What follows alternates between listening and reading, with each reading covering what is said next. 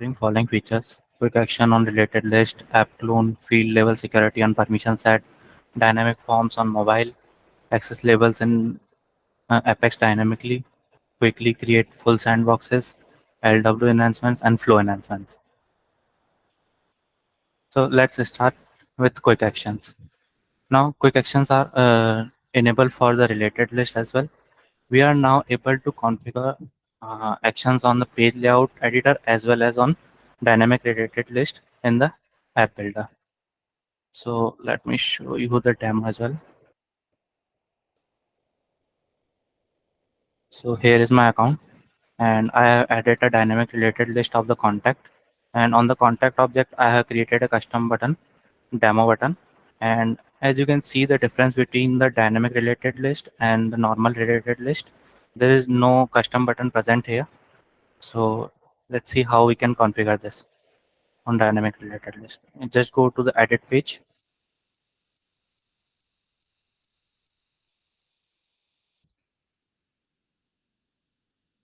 Just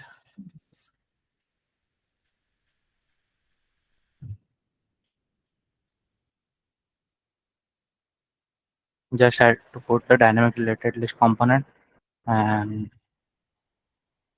giving the object name.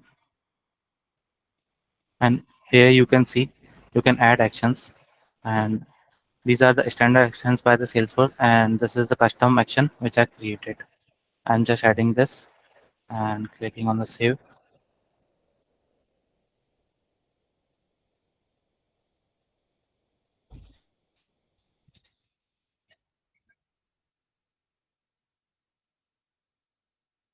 So here you can see the custom and the standard both are coming, and you can also select the context, and you can also like link the flow as well for this button. Okay, let's get back to the presentation.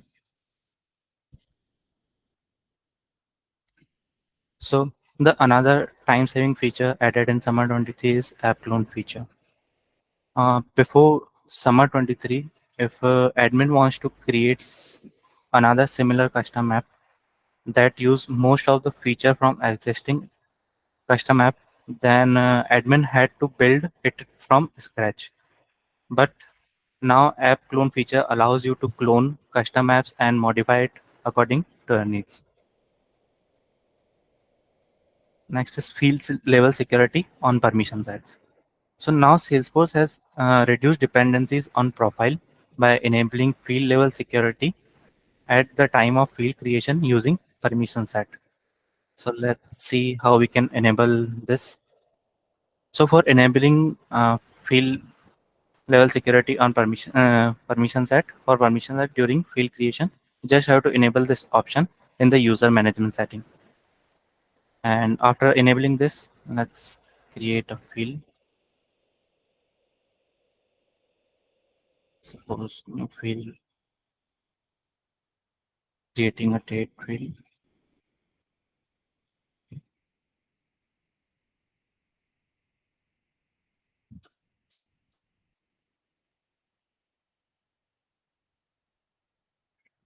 Here you can see the permission sets. Previously, here we can able to see the profiles, but now we can able to see the permissions, and it will show the permissions that sets that have the access to the objects. Like this particular account object, and the permission set have access to this particular account object. So here you can decide like which access you want to give to the field, like the read access, and then you can directly click on the next button and just save the field.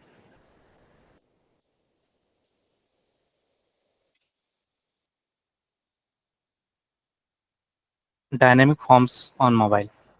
Now dynamic forms are also available for mobile. We can drag and drop individual fields into field section in Lightning App Builder, and we can also set visibility filters on the fields and as well as on field sections, so that the user see the information they need. Dynamic forms also improves the user experience by reducing page load time due to progressive page rendering. So we have to enable this option. Let me show you how we can enable this. Just have to go to Salesforce mobile app, and from here you can enable the dynamic forms on mobile as it is now in beta. Okay, and if you want to configure this, you just have to edit the page,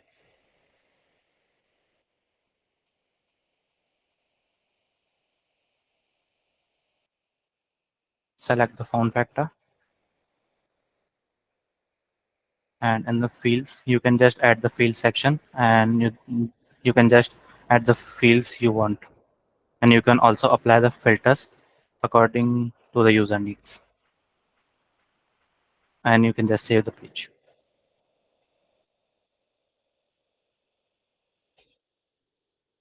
Access labels in Apex dynamically. So before current release, we have to use hard code custom labels which required compile time knowledge of the label API name. So Salesforce Introducer, now we can get the value of the custom label dynamically in the Apex using system.label.get method. And optionally, we can specify the language. If the label exists for that language, the translated label will be returned. Quickly create full sandboxes. So Salesforce has now also improves developer experience by reducing time to refresh or create full sandboxes. So now developers can more focus on developing and testing solutions. Next is LWC enhancement, Light DOM. Salesforce has now introduced Light DOM, which works without shadow root. Light DOM provides us advantage of reusing styles on multiple components. Light DOM also enables a standard browser query likes query selector and query selector all without being limited by the shadow root. Let me quickly show you the example as well.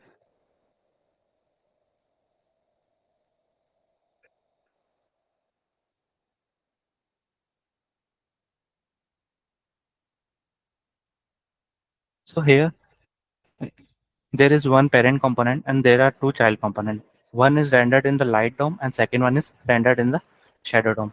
Both the components having a p tag with the same ID. Okay, and if we want to change the text of inner HTML of the p tag from the parent component, we cannot change directly. We have to use API variables or API methods to change it. Okay, for now, as Light DOM is available, we can directly change using the query selector. We can directly query the component from the Light DOM child component, and then we can directly change the text. uh, let's see, like I am clicking on this parent component button, change text on the child. As you can see, the text is changed by the parent, but in the light DOM, but not in the shadow DOM. Shadow DOM remains the same.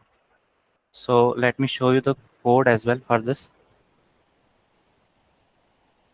So here is my parent component, which contains two child components, which one is light DOM and shadow DOM.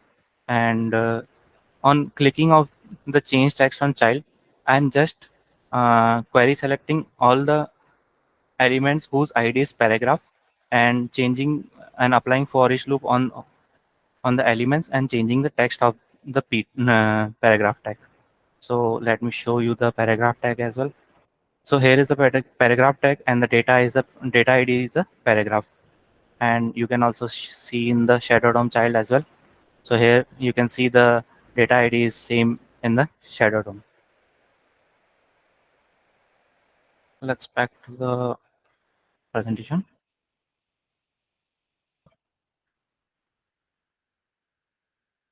Refresh UAPI. Whenever we perform a CRUD operation on particular record using LWC on record page, we also face one problem that is data refresh problem of the record. So Salesforce now provided refresh event which refresh the data of the record page without reloading it. It works similarly to the force refresh view of Aura.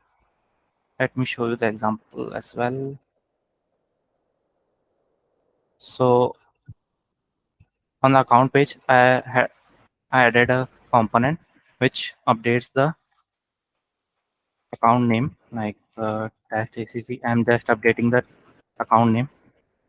So here, when I click on the update account, it just update the test account, and you can also see in the details as well.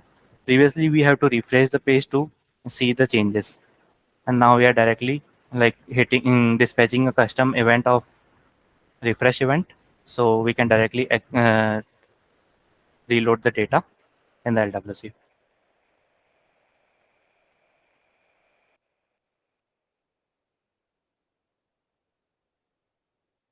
Flow enhancements.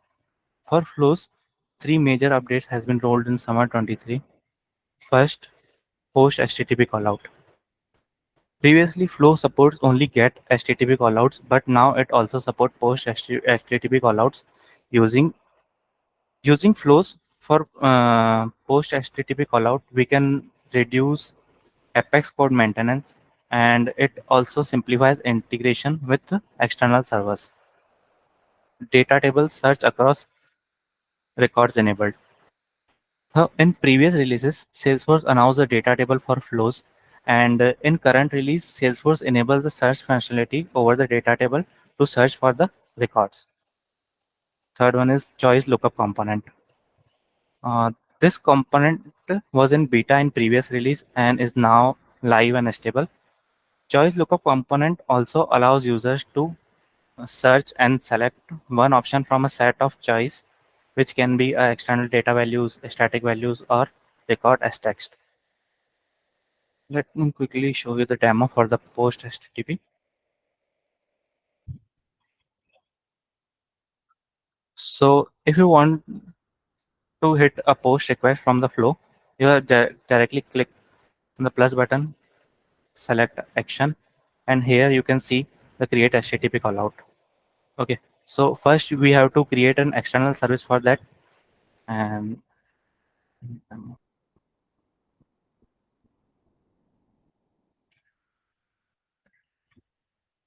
it's mandatory to give the name credential. I already set up the name credential and I'm just giving that. Clicking on the next. Here you have to give the name of the invocable method like um, demo method.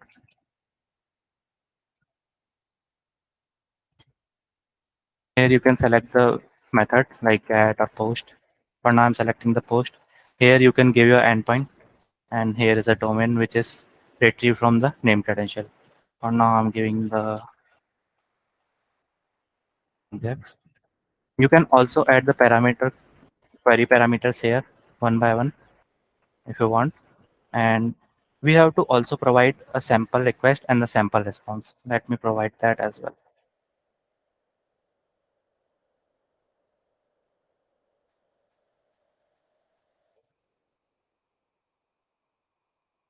It will automatically detect like which type of data it is. If we want to like here is an integer it is showing, we can change it to the double. It will automatically create a external service Apex class in the backend like a wrapper class. Okay, and click on done. And for the sample response, I'm providing the JSON again.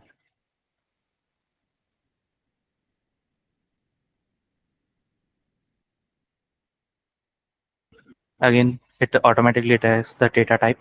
I'm clicking on the done, just saving it.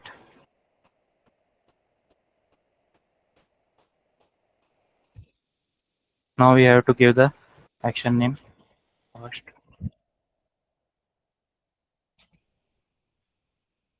So here we give the body which we have to post to the external servers. So I have already created uh, the body.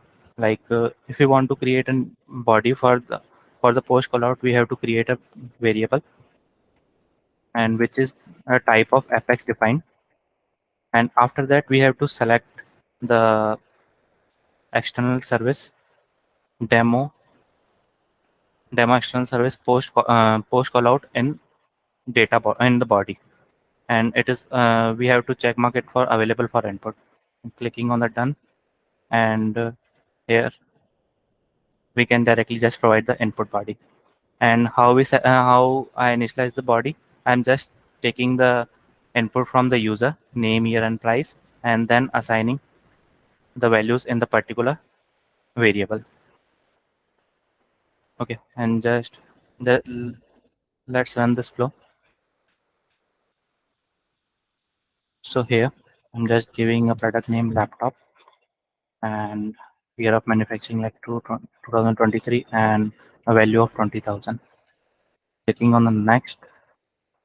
Here you can see we have got the response body and the status code as well. We can also get the error body here in the body.